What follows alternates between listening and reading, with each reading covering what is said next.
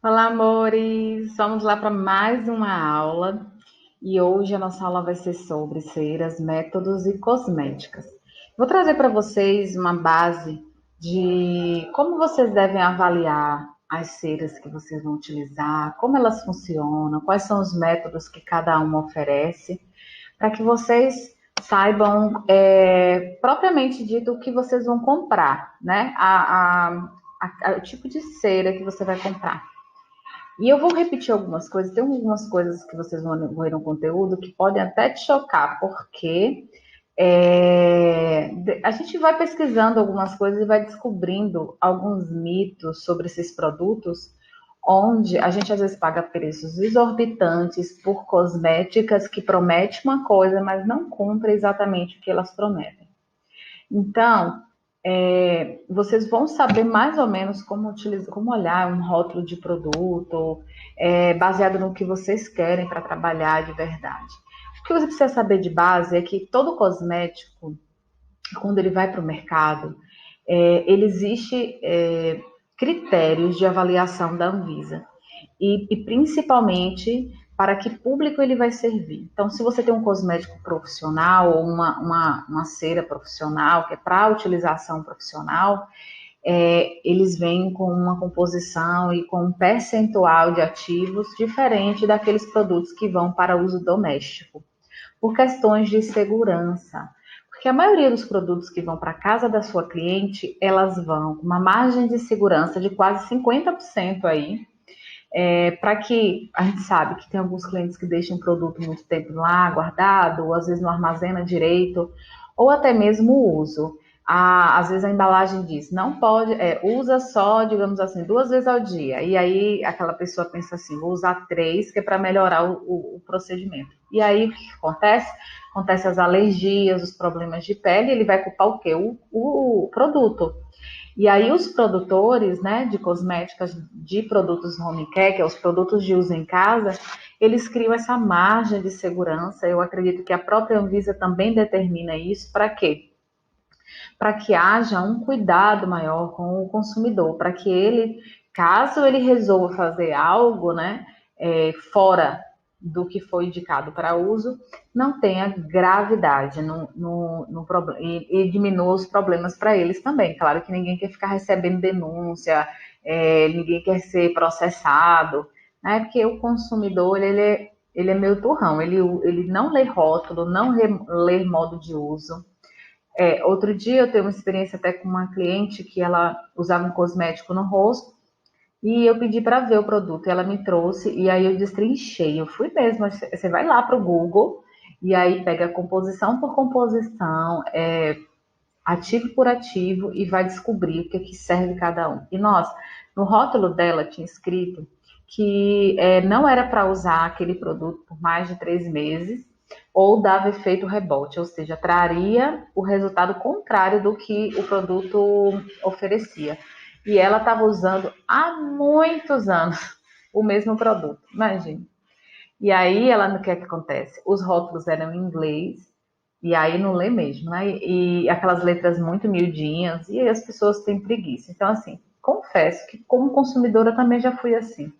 Então, você como um profissional, eu aconselho que você leia o rótulo, para ver o que está escrito lá, e a composição atrás do modo de uso e use exatamente como o produtor diz, para que vocês não tenham problemas com as suas clientes, tá certo?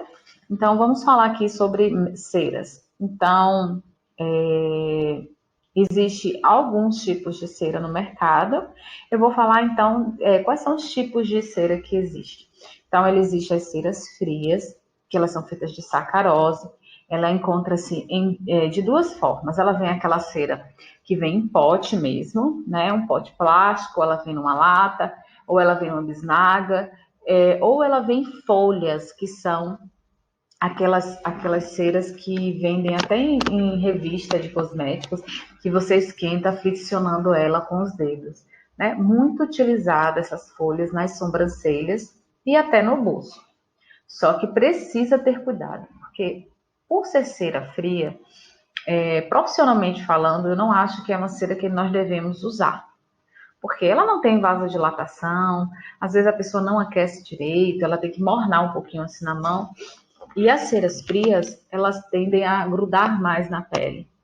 E por ser fria, ela emite mais dor, porque ela não tem a vasodilatação que a temperatura promove. E aí o que acontece? A cliente sente mais dor.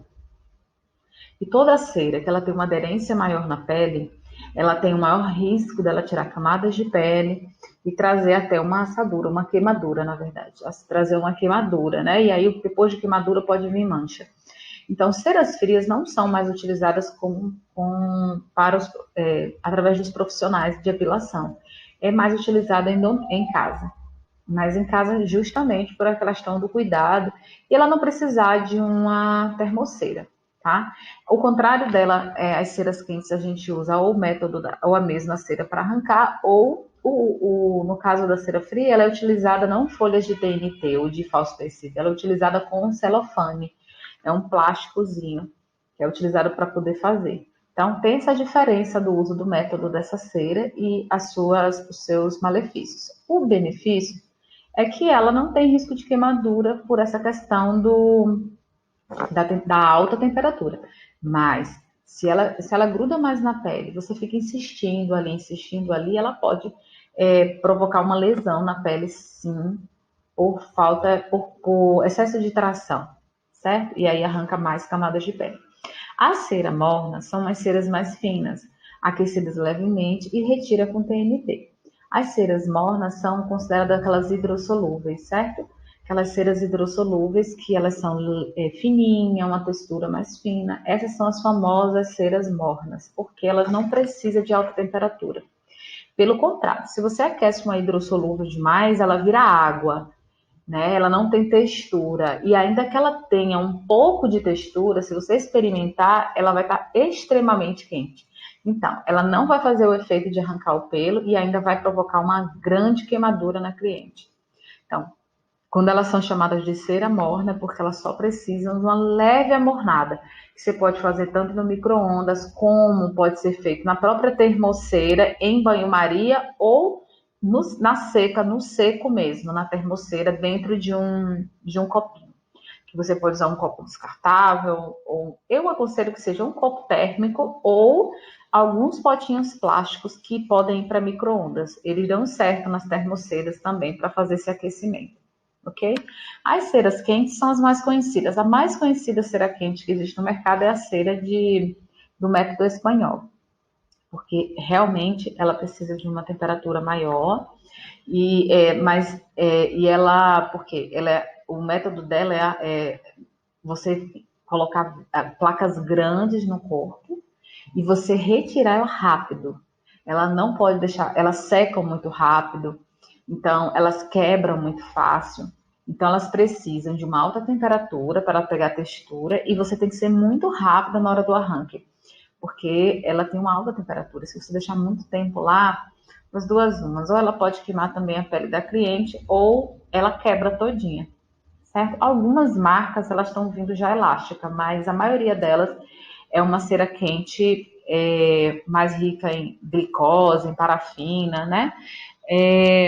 E elas são cremosas, parecem ser cremosas, mas ela não tem tanta elasticidade quanto as ceras de baixa fusão. Elas têm um pouco menos, mas dá para tirar uma placa inteira. Quem já conhece o método espanhol sabe. Então, ela é considerada uma cera quente, tá? E toda vez que você imaginar uma cera quente, você já sabe, você tem que ter cuidado com a temperatura dela na hora de aplicar na cliente. O método de arranque dela tem que ser rápido. E tem outras marcas, tem muitas marcas de cera de método espanhol aí, muitas marcas de cera quente. Então, olha o rótulo para saber qual é o tipo de cera que você está utilizando. E olha atrás o modo de uso. Pronto, o fabricante ele já te diz como você deve usar. Você junta o que o fabricante está dizendo com a técnica que você tem. E aí você tem resultado com qualquer cera, gente. Qualquer cera. Então, ainda falando dos tipos de cera, também ela existe do modo hidrossolúvel, que a gente falou que é uma cera morna, tá? E por que hidrossolúvel? Porque ela é solúvel em água. A base dela é água, a base dela é glicose, é açúcar. A base dela é mais natural possível, ela não tem composições como breu, né? Ela vem mais leve, uma cera até considerada até mais eficaz em peles sensíveis, ela é uma cera mais delicada, para pelos finos. Eu gosto muito da hidrossolúvel para trabalhar aquelas peles que já são com pelos fininhos, então eu não preciso de uma cera forte. A cera hidrossolúvel, ela não adere à pele como a cera lipossolúvel, ela adere mais aos pelos. Então, os pelos fininhos são excelentes para você fazer com elas. Uma pele mais sensível, uma pele de gestante, né? Pessoas de mais idade, com mais flacidez. Mas o que vai determinar uma eficiência nessa cera hidrossolúvel é a questão do pelo. A quantidade de pelo e a espessura dele. Em algumas áreas, principalmente da virilha, lá naquela região mais quente, que é a região dos grandes lábios, perto do canal vaginal, é uma área que tem muita sudorese e é uma área muito quente. A hidrossolúvel, ela tende a não dar certo ali, se você não tiver um controle da temperatura do local. E aí o que acontece? Ela não puxa o pelo e fica lá a cera no local, né? Não tem problema, dá para tirar, mas mesmo assim você não tem uma eficácia no arranque. Então, se o pelo é grosso, tem muito pelo, é a primeira vez da cliente, ou não é? E ela tem uma pele que precisa de cuidados, por exemplo, é uma controvérsia. Se você tem uma pele muito sensível, o pelo dela for grosso, e aí você pensa, então eu vou usar hidrossolúvel, e se ela não puxar? Aí eu aconselho você usar lipossolúvel, com uma boa técnica e uma boa textura, você arranca o pelo de uma única vez, ou seja, você não cria tanta, não prejudica tanto a pele dela.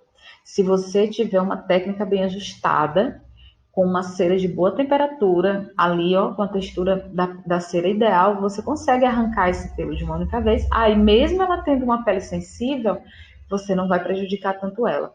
É pior se você, eu vou botar uma cera mais leve, e aí não sai, aí você passa de novo, aí não sai. Então, você está criando muito mais hematoma do que se você fizesse com a outra que puxa de uma vez só. Entende? Então, a análise é sempre, a prioridade é sempre a pele. Sim. Então, se a minha prioridade é a pele, eu tenho que usar a cera que não precisa eu ficar arrancando o pelo toda hora. Senão você machuca a pele. Tá bom? Então, a hidrossolúvel, ela tem essa particularidade. E ela pode ser utilizada em todas as áreas, tá? Ela pode ser usada no corpo inteiro, não tem contraindicação para hidrossolúvel, inclusive pode ser utilizada no rosto. As lipossolúveis, elas são chamadas lipossolúveis, esqueci um S aqui. Lipossolúveis porque elas são solúveis em óleo, certo? Elas são solúveis em óleo. Então, as lipossolúveis, a hidrossolúvel, você limpa com água. Quando terminar a epilação da cliente, basta passar um algodão com água, você limpa. As lipossolúveis, você limpa com óleo, se ficar resíduo. Por quê? A ideia é você fazer a epilação de forma de que não fique, gente, resíduo. Nanda, como eu faço para isso acontecer? A cera. As melhores ceras que não deixam resíduos são as ceras cremosas. Tem umas ceras que são muito secas, tá? E aí você vai ter que testar mesmo. Algumas marcas aí eu nem uso mais, porque elas não dão certo e elas já atrapalham demais a nossa vida. E aí deixam muito resíduo. Então, ou seja, para eu ter trabalho de ficar depois ter que tirar resíduo de pele, porque a cera não sai, eu prefiro investir um pouco mais numa cera que me dê um resultado de finalização melhor, porque aí eu otimizo o meu tempo. E tempo é dinheiro, né, gente? Se tempo é dinheiro, eu não vou ficar perdendo tempo com cera que não me ajuda. E é uma das coisas que eu sempre falo, assim, vocês vão me ouvir falar muito sobre isso. As alunas me perguntam: qual é a melhor cera? Qual é a cera que eu compro que arranca o pelo todo? Eu disse: o segredo da cera está em você dominar a textura dela. Você dominar. Agora, tem cera que é ruim mesmo. E aí só você testando. Por quê? Porque eu já tive experiência de eu não gostar de um tipo de cera. E aí, quando chegar uma outra aluna falar, eu uso, eu gosto muito. Então, ela dominou a textura daquela cera. Ela dominou. Agora, eu gosto muito por quê? Ah, eu gosto muito porque ela arranca o pelo de uma única vez. Beleza. Eu gosto dela porque eu fiz e ela deixa resíduo. Porque se você tem cera que deixa muito resíduo e depois vai ter que desuntar a cliente de óleo para poder tirar e ficar lá passando o algodão para tirar resíduo, você está prejudicando a pele do mesmo jeito, entendeu? Então, tem alguns critérios que precisam para você avaliar bem a cera, mas a gente vai falar muito disso na questão prática mesmo. Na prática, na hora de você estar testando ali a cera, vocês vão aprender mais sobre essa questão de textura. E hoje no mercado surgiu as pastas sugares, que são as pastas à base de açúcar, né? À base do açúcar propriamente dito. Ela imita muito aquelas ceras antigas, mas elas vieram como uma inovação. Tem algumas linhas que chamam de pasta húngara. Elas não são consideradas ceras, porque elas não têm breu. Elas são consideradas pastas, porque a textura dela é diferente. Elas não precisam de temperatura, assim, quase nada. E elas arrancam o pelo. O método delas é diferente de arranque. Elas são mais 100% natural, de verdade, uma boa marca. São ricas demais em princípio ativo, tanto que algumas marcas não, na verdade eu só conheço uma que é considerada uma pasta do método Sugar. Sugar e açúcar, tá, gente? Então, essa linha, ela é húngara e essa linha, inclusive, ela é considerada cosmético epilatório. Nem é considerado uma cera ou um método de epilação. É um cosmético epilatório. Ou seja, ele faz o processo de epilação, mas o foco dele é tratar a pele. Então, é uma riqueza de ativos, né? Tem tudo que é bom e principalmente se tratando de matéria-prima, de princípio ativo. Quando você vê um cosmético com preço elevado, vá para a composição dele, porque ele deve ser rico em ativos. Só que cuidado, porque tem muita propaganda enganosa. Então, o cara lá bota um ativo caro, coloca lá que tem não sei o que lá no rótulo para chamar atenção, é marketing. Quando chega na composição, é tanto produto químico que só tem um tiquinho de produto ativo daquele que ele promete, que nem vale a pena. Agora o preço vai lá para cima, né? Então você tem que estudar um pouquinho de cosmética, de composição, para que vocês não caiam em algumas armadilhas. Mas, gente, não é bicho de sete cabeças. Fiquem tranquilas. O que a gente não pode é também ficar comprando um gato por lebre, né? Tá. E quais são os métodos, né?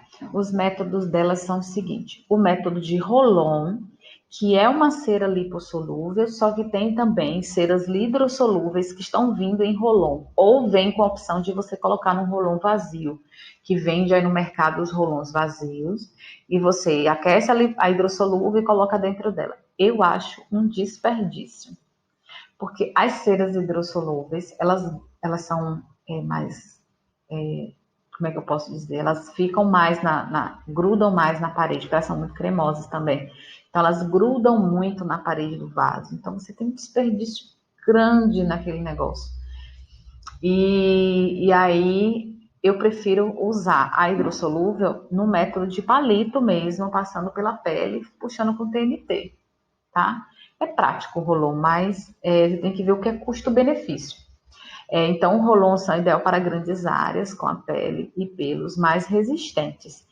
E retira-se a cera com o TNT, tanto na lipossolúvel ou na hidrossolúvel, você tira com TNT, porque aí já vem as ceras próprias de Rolon, tá? Na lipossolúvel, que são aqueles refilzinhos que a gente coloca dentro do aparelho de aquecer a cera. Tem o método espanhol, que também é chamado de método europeu, que são aquele que é para todas as áreas, certo?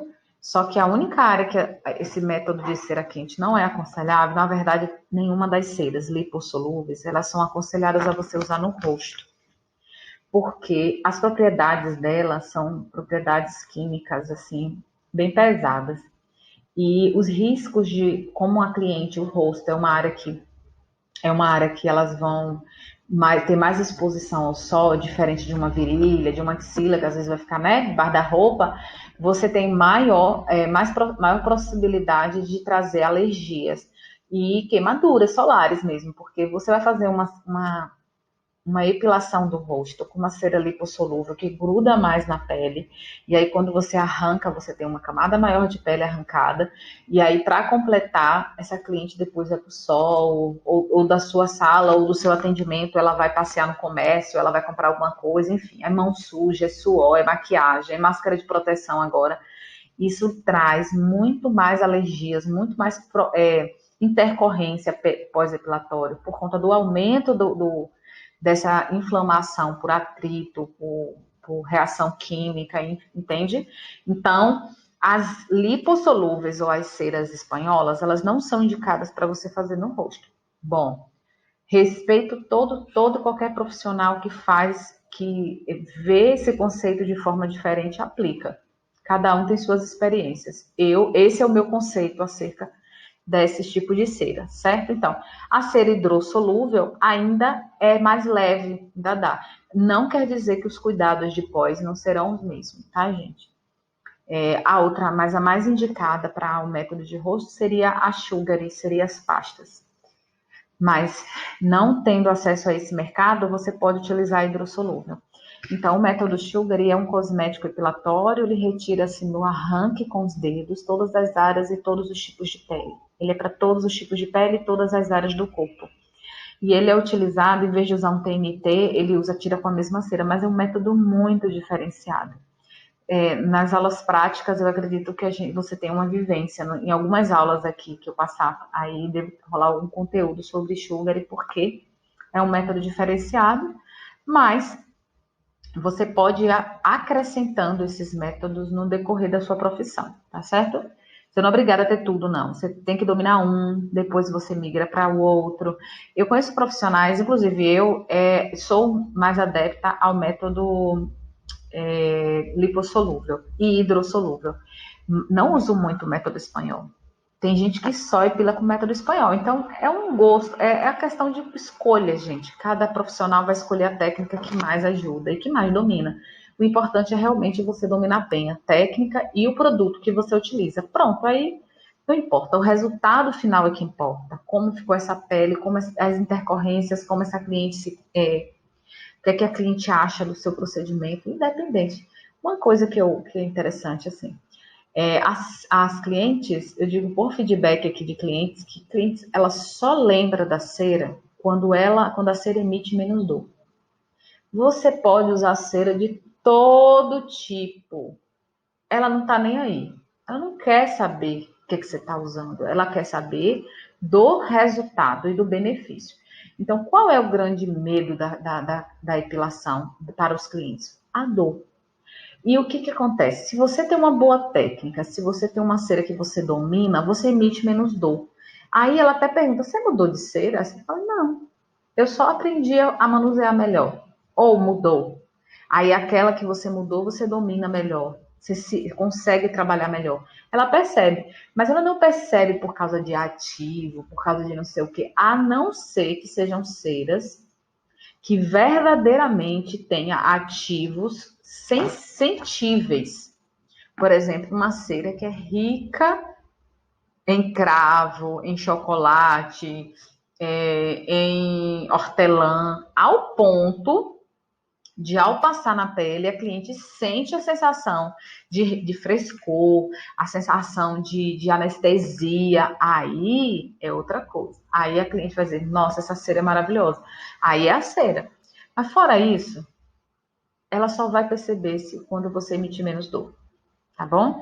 Então desencana aí muita coisa aí, porque às vezes vocês ficam comprando coisas sem conhecimento, gastando dinheiro à toa para fazer a mesma coisa. E o método tradicional de todas as áreas, que é retirada com a própria cera, que é o método lipossolúvel, aquele de você fazer também as plaquinhas e arrancar com a própria cera, tá bom? Então, o método Rolon espanhol, Sugary, que é tirar a retirada, que inclusive reaproveita a própria cera na hora que está tirando, e a tradicional, que é o que a gente costuma fazer aí, que é com a própria placa de cera.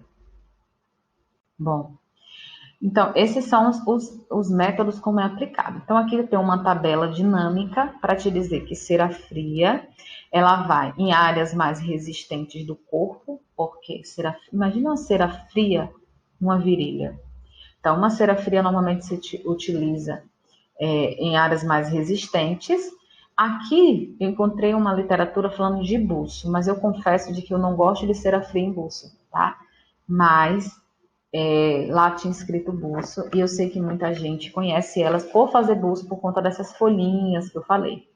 Então, buço e pernas, costas também pode ser, mas normalmente as pessoas usam muito para as pernas. Agora, virilha eu não aconselho, axila de jeito nenhum, tá? Porque elas emitem mais dor. A cera morna, elas são menos agressivas, todos os pelos, e elas pegam também em ceras, elas são para peles sensíveis, que é o caso da hidrossolúvel, tá? Então, ela pode ir em buço, virilha, sobrancelhas, rosto, elas podem ir nas pernas também, tá? Mas elas podem ir mais nessas áreas mais sensíveis. Cera quente, ela reduz mais a dor, por quê? Porque ela tem mais vasodilatação, tá bom? Mas mais vasodilatação, ela pode ir em todas as áreas, porém, ela tem maior risco em queimadura por causa da alta temperatura. Tem que ter um controle maior dessa cera quente, tá bom? Então, ela vai em todas as áreas. As ceras de Rolon, que ela adere mais à pele, que é uma característica da cera de Rolon, ela tem mais breu, então ela gruda mais na pele, por isso que tem que remover com óleo mesmo, não tem jeito, porque mesmo que você não deixe resíduo, fica aquele grude do breu, e aí você tem que tirar com óleo mesmo, tá? Ela pode ir, e ela foi feita, as ceras Rolon, gente, ó, as ceras lipossolúveis em Rolon, elas foram feitas para ir para grandes áreas, pelo amor de Deus, não usa Rolon na axila, no buço, na virilha não, que vai queimar, vai dar ruim. Vocês vão ter hematomas seríssimos, tá bom? Então, ceras lipossolúveis em Rolon, que são essas tradicionais que a gente acha aí no Rolon, tá? Essas são feitas para grandes áreas. Quais são as grandes áreas? Principalmente em pelos masculinos.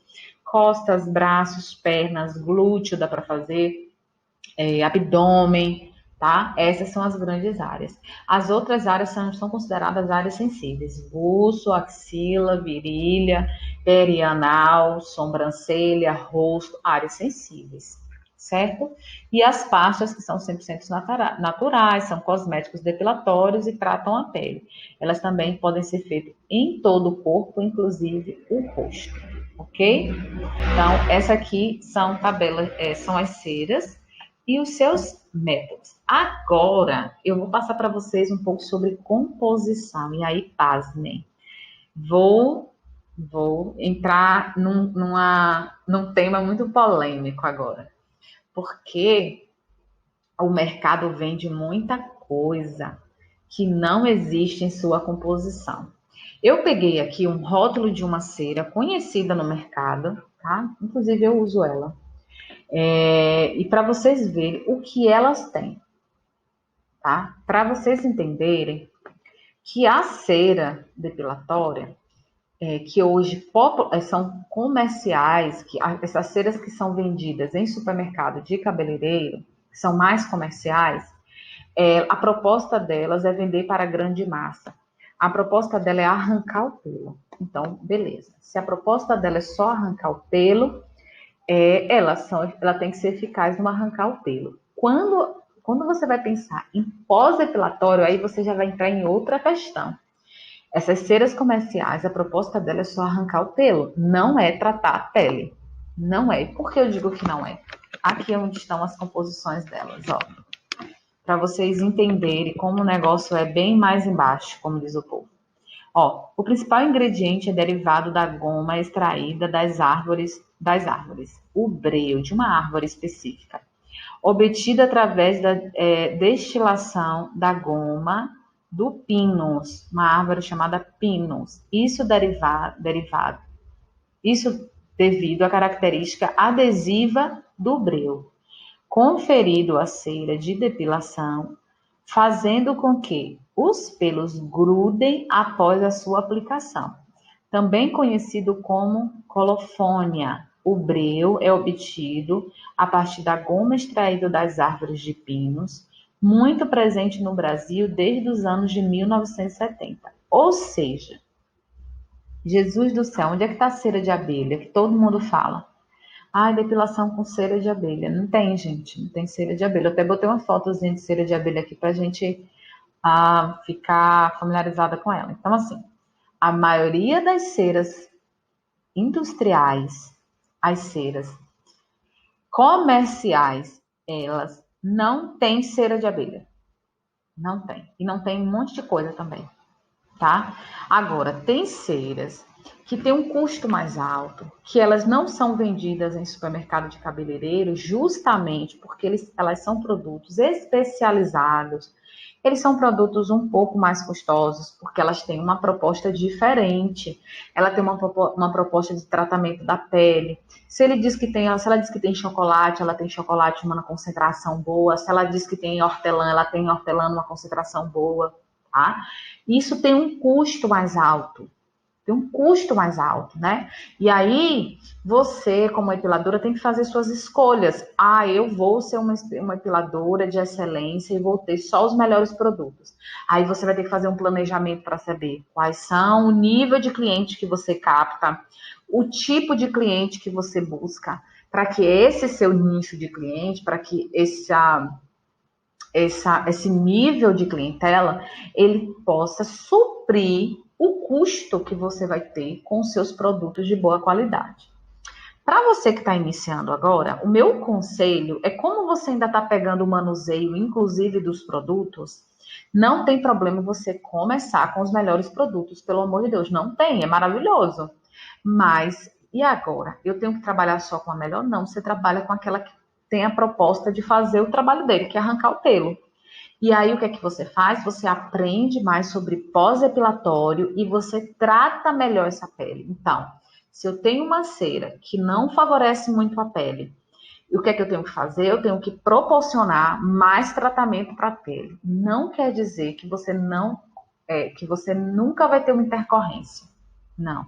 Já quem nunca ouviu falar assim de cliente que disse assim, eu fui numa epiladora e ela usou uma cera lá e eu tive uma alergia à cera. Aí eu fico pensando, eu digo, será que é a cera? Aí eu fico pensando qual foi a cera que ela usou, né? Pode ter sido uma alergia à composição da cera, sim. Pode ser. Porque depois que vocês verem aqui a composição, vocês vão entender. Agora, pode ter sido vários outros fatores, o arranque, o pós-epilatório da cliente, né? Os atritos, enfim, toda a proliferação de bactéria no pós-inflamatório. Então, tem vários fatores. Mas, se você vai começar com uma cera desse tipo, você tem que melhorar, então, o seu pós-epilatório. Se você for trabalhar com uma cera que já te favorece o pós, então diminui o seu trabalho, né? Não quer dizer que não tenha, mas diminui sim. Diminui porque os riscos são menores. Entende? É essa a diferença. Então, eu peguei essa cera e eu fui item por item pesquisando e colocando aqui para vocês verem o que tem. Olha a matéria-prima das ceras. Essa é uma cera lipossolúvel. E eu vou mostrar para vocês, tem várias outras que eu saí tirando fotinhas para mostrar que não faz muita diferença. Então, o que é que eles têm? Ó, primeiro, breu. Olha o que é breu. Goma elástica. Não é cera de abelha. É goma elástica, certo? Inclusive, ela é utilizada para um monte de coisa. Um monte de coisa que se diz respeito à elasticidade, inclusive tinta. Tem aqui, ó, gliceril rosinato. É um tipo de adesivo. É utilizado para fazer determinados adesivos, tipo durex, essas coisas, tá? Outra coisa que tem, ó, cera cristalina. A pessoa fala, então é cera. Não, é parafina. Parafina. Para dar brilho e dar rigidez. É a parafina que dá rigidez para deixar a cera bem dura ali, ó. Entende? Tem um outro aqui chamado PEG, dirosinate. É ácido amaciador da pele. Um ácido, e é um ácido químico, não é um ácido natural, não é nada disso, tá? Tudo aqui é composição química. Cera alba, aqui, ó. Aqui a cera alba é que ele vem como um subproduto granulado da cera de abelha. Um subproduto, não é a cera de abelha, não é aquela cera, é um subproduto da cera, não é a própria cera maravilhosa de abelha, tá? Natural. Não é um subproduto, ou seja, é um feijão tipo C. Um feijão tipo C, né? Tem um feijão tipo A, o arroz tipo B, o arroz tipo C, ele é tipo C, vamos dizer assim. Subproduto não é propriamente o produto. Então, ele tem aqui, ó, propileglicol, que é um conservante. Ele tem perfume. Ela tem uma outra composição, que é o BHT, que é um antioxidante sintético. Sintético não é natural. Esse aqui é o pior para mim, que é o CI 77891. Eu achei até que era mentira isso aqui, mas ele é um dióxido de titânio. Gente, é algo muito pesado. É muito metal pesado aqui para uma pele, tá? Aí ele vem aqui para disfarçar um óleo vegetal.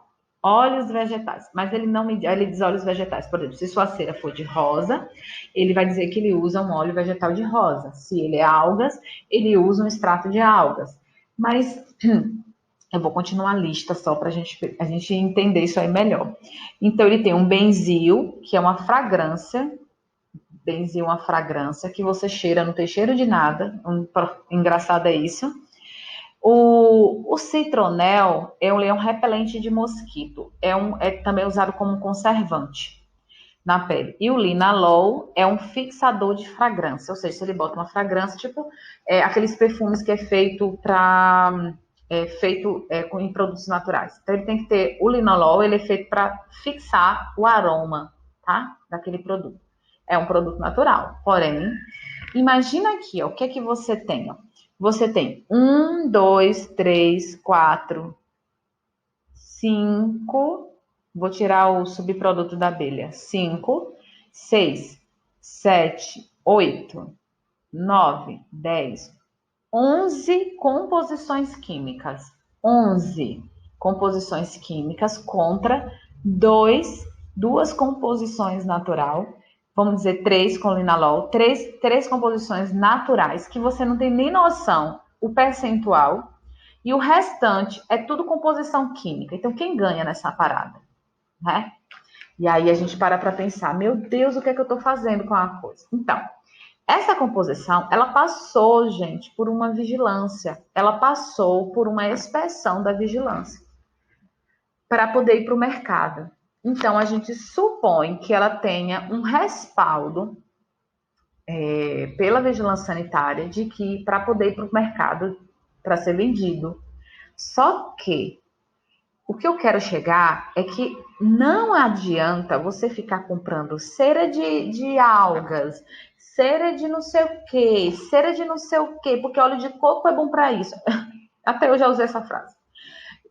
Porque rosas é clareadora. Gente, diante de tanto produto químico, tu acha que o rosa ali tá prevalecendo? Tá não. Acorda pra vida. O que é que você faz? O que é que eu faço, Fernanda, então? Você vai tirar, vai cumprir o papel da cera. Qual é o papel da cera? Arrancar o pelo. E aí depois você tem mais do que obrigação. Se você usar uma cera de composição industrial, você pegar essa pele e dar um tratamento para ela. Você usar aí composições mais naturais possíveis para trazer benefício para essa pele agora, porque ela teve o malefício, digamos assim, né? Ela teve a agressão do arranque dos pelos, a retirada da camada córnea, a diminuição da hidratação, ela teve aí um processo inflamatório altíssimo. O que é que eu posso fazer para ajudar essa pele? Vou ajudar ela de alguma maneira, vou tratar agora, vou dar coisas que ela precisam para ela não reagir, para ela não ter, não sofrer, para ela não se revoltar contra você. E isso não é algo que seja 100% eficaz, porque, como eu disse, num processo inflamatório tão alto que a epilação faz, a sua cliente tem que ser uma colaboradora para que vocês não tenham tanta intercorrência, tá? Talvez para você que esteja começando agora, ou talvez você que esteja ouvindo essa aula e ainda não está na área, você diga, meu Deus, não vou trabalhar com isso. Mas olha, isso é milenar. Deixa de bobagem. Isso é milenar. E junto com isso, eu estou falando aqui de uma cera industrial. Você tem a escolha de trabalhar com ceras melhores, com composições melhores. Agora, ainda assim, quando você entrar numa proposta de comprar uma cera melhor, seja ela quem fizer a propaganda, você peça a composição. E pedir a composição não é, eu não quero a receita dela, porque ninguém dá a receita, mas ela tem obrigação de mandar para você o rótulo da cera dela, para que você faça o estudo, para ver se vale a pena. Porque às vezes você vai pagar caro num produto com uma proposta de ser uma cera natural e não é. Aí eu peguei um outro rótulo que é de uma cera hidrossolúvel, que até então ela é vendida como uma cera mais sensível, uma cera melhor, uma cera mais macia, papapá, né? Uma cera sem muita adição de química. Lá vai eu estudar esse rótulo. Então, ele tinha a água, por isso que ela é solúvel em água, claro. Ela tem a sucrose, que é o açúcar, ou sucarose, né? Sucarose, que é o açúcar, tá? Aí ela vem aqui um ácido cítrico, que é para promover a maciez, ou seja, a emoliência dessa queratina, dessa pele, para na hora do arranque sair com mais leveza. Aí, aí pegou. Porque essa marca que eu estudei, olha quanta propriedade, que nem precisava. Para uma cera natural, não precisava disso tudo. Aí ele vê aqui, ó, o polietilene. Eu nem sei falar essa palavra direito. Peguei a tradução dele. Ele é a mesma composição daqui de cima, ó, adesivo, ó, que faz esse adesivo aqui. Ou seja, que é um plástico, é para produção de plástico, digamos assim. É um plástico líquido, que é o que dá aderência, tá? É o que dá aderência. Só que, antigamente, as ceras eram feitas só com açúcar. E o próprio açúcar dava aderência. Então, não tinha necessidade deles colocarem mais uma composição química. O que é que eu entendi? Na verdade, eu digo sempre de que a culpa de tanta coisa ruim às vezes está sendo vendida no mercado é de quem compra. Porque se não tem comprador, não tem mercado. Se você para de comprar algo por ele ser ruim, o produtor não tem outra alternativa a não ser mudar. Aí eu me lembro da questão do talco, que eu não vou entrar aqui nessa questão, mas a questão do talco, que quando descobriram que o amianto estava dentro dos talcos infantis, onde estava prejudicando, onde tinha sido comprovado que o amianto estava causando câncer de colo de útero, inclusive trazendo prejuízos até para crianças ao longo prazo, né? Porque quem é que não gostava de besuntar a criança com aquele talquinho para ficar cheiroso, né? Então, tinha a composição química chamada amianto. E aí, quando descobriram isso, caíram de pau em cima, inclusive, de uma grande marca pioneira do mercado de talco. E aí exigiram que eles mudassem. Como a repercussão foi grande, aí eles foram lá e tiraram o amianto. Pelo menos é o que eles dizem, que tiraram o amianto. Porque eu já vi muito cosmético mudar o nome da matéria-prima, botar uma prima da composição química que eles tinham para poder burlar. E aí, por que passa pela Anvisa, eu não sei. Então, eles resolveram mudar. Por quê? Porque os compradores pararam de comprar. E aí, quando não tem mercado, não tem vendedor, né? Então, se a gente parar de comprar um produto e começar a abrir a boca para dizer, olha, tá prejudicando, tá assim, as pessoas começam a passar de uma para outra, é igual notícia ruim, né? Vai de boca em boca. E aí, o produtor, ele não tem outra alternativa a não ser ele mudar. Se está ainda no mercado, é porque tem muita gente comprando. E por que compra? Por falta de conhecimento.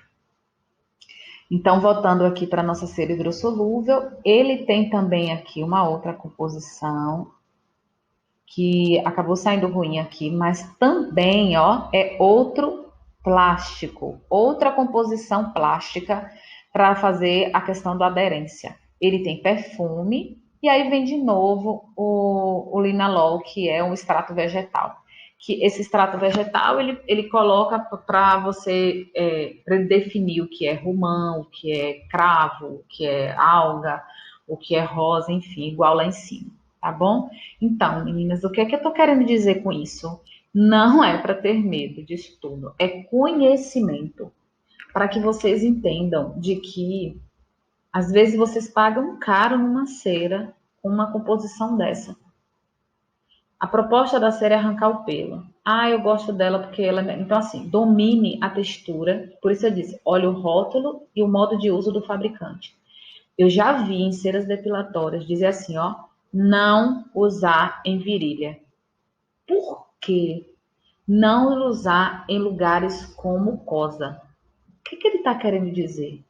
Que aquele produto não é indicado para usar em lugares íntimos. Por quê? Por causa dessas composições.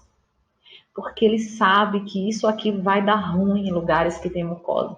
Porque tem produtos, tem toxinas, tem ações químicas que eles só precisam de uma porta. Imagina você dar uma mucosa vaginal, né? Então é assim que acontece o babado aqui, vocês têm que ficar ligados. Então, qual é o meu conselho? Pega o rótulo da sua cera agora. Você já sabe que a maioria dessas ceras que estão no supermercado de cabeleireiro, a composição delas é essa daqui. Algumas podem ter algo a mais ou algo a menos. Tira um dia para fazer como eu faço. Pega um por um e bota no Google. Pega um por um e bota no Google. Vou dar uma dica como você faz. Você escreve primeiro, você copia primeiro isso aí tudo no Word, e aí você vai selecionando e botando no Google, ou escrevendo diretamente no Google e bota para traduzir em português.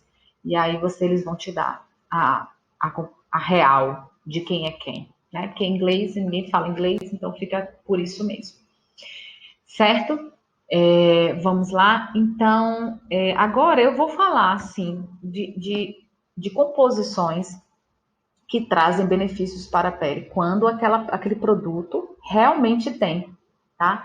Então, são propriedades altamente benéficas que você pode utilizar aqui, ó, propriedades que estiverem na cera que você for usar no produto epilatório, ou quando você quiser usar isso num pós-depilatório ou num pré-depilatório. Então, quando você for comprar um cosmético, que lá na composição, não é só no rótulo, na composição, tiver escrito esses produtos, você já sabe quais são os benefícios que ela proporciona para a pele da sua cliente, e aí você faz a sua escolha certa, tá bom? Então, vamos lá, Aloe Vera, ela é uma astringente, ela é uma suavizante, acalmam, ela refrescam e auxiliam no combate às manchas, tá certo? Ela é uma regeneradora celular, maravilhosa, aloe vera é aquela famosa babosa, né? Então, extrato de aloe vera, loção de aloe vera, sérum de aloe vera, o que tiver no mercado de aloe vera, na composição, se tiver ela, e principalmente, se tiver só ela na composição, aí é 100% natural. Para você saber quando o produto é 100% natural, você vai na composição e só tem o nome da erva. Se tiver uma vírgula e mais um produto, se não for um produto também vegetal, é misturado. É que nem aquela história do azeite extra virgem. Tem um azeite extra virgem e tem um óleo composto. Todo mundo bota tudo junto lá. Quando você vai ver no rótulo, até no rótulo tá escrito em letras miúdas ali, ó, óleo composto. Aí tem o quê? 5% de extra virgem e 90% de óleo de soja. Aí você compra como se fosse azeite de oliva, e não é. Então, essa é a maneira de você identificar se um produto é 100% vegetal, 100% natural. Na composição, só pode ter o nome da planta, só. Seja em inglês ou em português, tá certo? Aí, camomila. A camomila, ela é para peles mais sensíveis, né? Ela tem ação emoliente, então é excelente para você usar até no pré-epilatório. Ela é suavizante, ela é cicatrizante e anti-inflamatória. Ela é refrescante também, né? E ela é anti-inflamatória, então é excelente para fazer pós e fazer também pré, porque todo produto que é anti-inflamatório, você pode ter isso no pré-epilatório, para que você já comece um processo de proteção dessa pele, ou uma maneira de você aumentar a resistência dessa pele, tá certo? Por quê? Às vezes a cliente chega com a pele já desvitalizada, desidratada, uma pele ressecada, ela já vem com uma pele estragadinha, né? E aí, eu tô falando de epilação mesmo, eu não tô falando nem de rosto. E aí, o que que você faz? Se você já tem produtos no pré que vai favorecer a nutrição, a hidratação dessa pele, você já está fazendo para essa pele, trazendo para ela um grande benefício para quando começar a epilação, ela está um pouquinho mais fortalecida. E aí eu dou uma dica não, e aí é uma questão.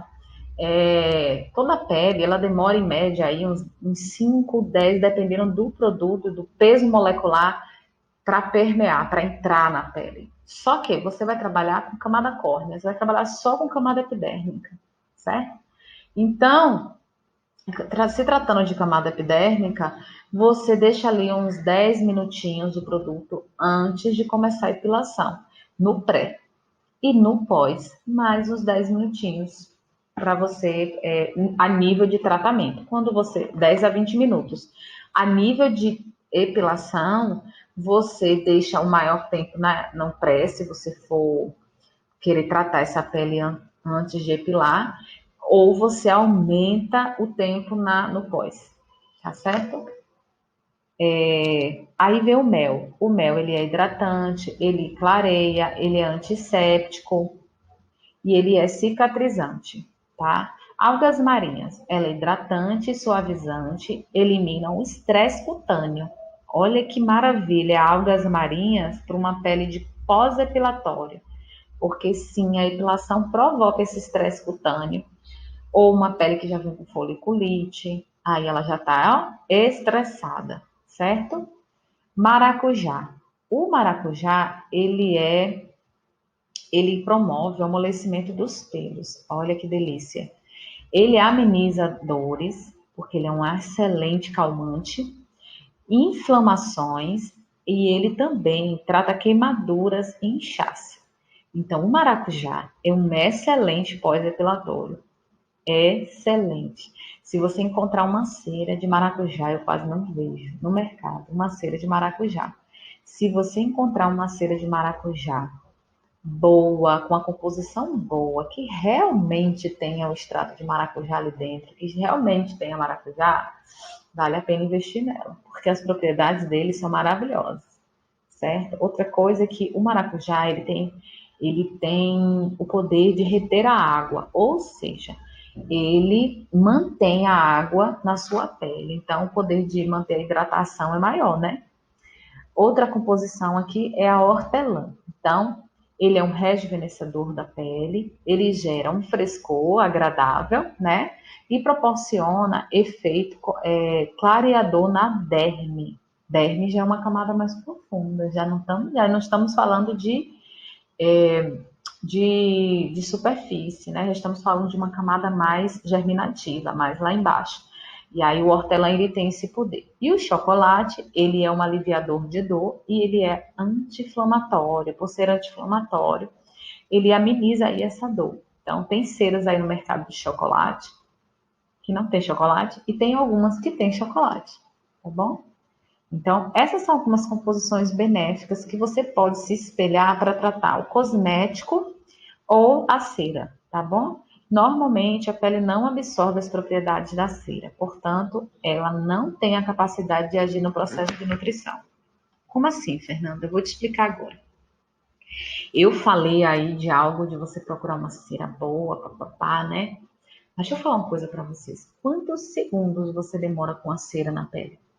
A pele, para ela abrir a resistência dela, para ela permitir a permeação, para ela identificar esse ativo como algo benéfico para absorção, ou ela é 100% natural, ou ela vai demorar em média aí uns 10, eu vou arriscar assim uns 15 minutos.